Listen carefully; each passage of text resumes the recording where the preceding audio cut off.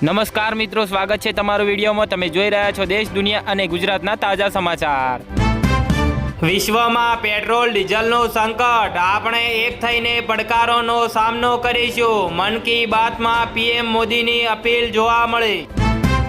ચૂંટણી પહેલા મહુવામાં રાજકીય ભૂકંપ, ડોક્ટર કનુભાઈ કળસરિયા ફરી મેદાને। 8 જિલ્લા અને 34 તાલુકા પંચાયતની બેઠકો માટે જાહેરાત કરાઈ। અમદાવાદમાં સત્તાધાર 4 રસ્તા પર નવનિર્મિત ફ્લાયઓવર ખુલ્લો મુકાયો। વાહન ચાલકોને ટ્રાફિકની સમસ્યામાંથી મળશે મુક્તિ। અમદાવાદમાં શેર બજારમાં 20% રિટર્નની લાલચમાં યુવાને લાખો ગુમાવ્યા। ઠગોએ સીબીઆઈના બોગસ સર્ટિફિકેટ બતાવ્યા। અમદાવાદના ધરજી ગામે પોલીસ પર હુમલો કરનાર 17થી વધુ આરોપીની ધરપકડ કરાઈ। મુખ્ય બુટલેગર હજુ પણ ફરાર થયો। વાપી હાઈવે પર 20 મિનિટ ચાલ્યો મોતનો ખેલ। ટક્કર બાદ રાહદારી પરથી અનેક વાહનો પસાર થયા। વડોદરામાં લોનની ઉઘરાણી માટે વકીલને કોલ કરી જાતિ અપમાનિત શબ્દો કહેતા ફરિયાદ નોંધાઈ।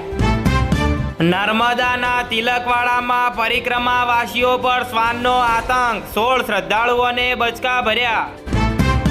છોટાઉદેપુરના નસવાડીના જાંબલી જંગલમાં ભીષણ આગ લાગી, વન્યજીવોના જીવ જોખમમાં જોવા મળ્યા। વલસાડના ખેડૂતનો મેજિક આંબો, એક જ આંબા પર દેશ વિદેશની 22 જાતની કેરીનો પાક જોવા મળ્યો।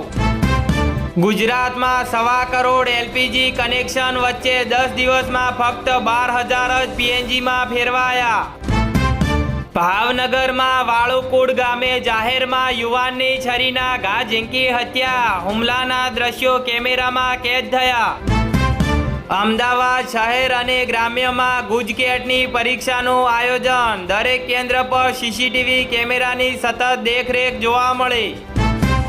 સ્ટેચ્યુ ઓફ યુનિટીના પ્રવાસીઓ માટે મહત્વના સમાચાર, લેઝર શો અને નર્મદા આરતીના સમયમાં ફેરફાર કરાયો। પબ્લિક પ્રાઇવેટ પાર્ટનરશિપના ધોરણે અમદાવાદમાં 52 સ્પોટ ઉપર ઇલેક્ટ્રિક વ્હીકલ ચાર્જિંગ પોઈન્ટ કાર્યરત કરાશે। ગતિશીલ ગુજરાત, સૌરાષ્ટ્રમાં ₹5,328 કરોડના 30 પ્રોજેક્ટમાં વિલંબથી ₹410 કરોડનો ફટકો લાગ્યો। યુદ્ધને લીધે ગુજરાત સહિત દેશભરમાં દાણાના ભાવ 50 થી 70% વધી જતા પ્લાસ્ટિક ઉદ્યોગ આઈસીયુમાં જોવા મળ્યો। ગુજરાતમાં ટ્રાફિક નિયમ ભંગ કરનારા વાહન ચાલકોએ 17 વર્ષમાં 1400 કરોડથી વધુનો દંડ ભર્યો।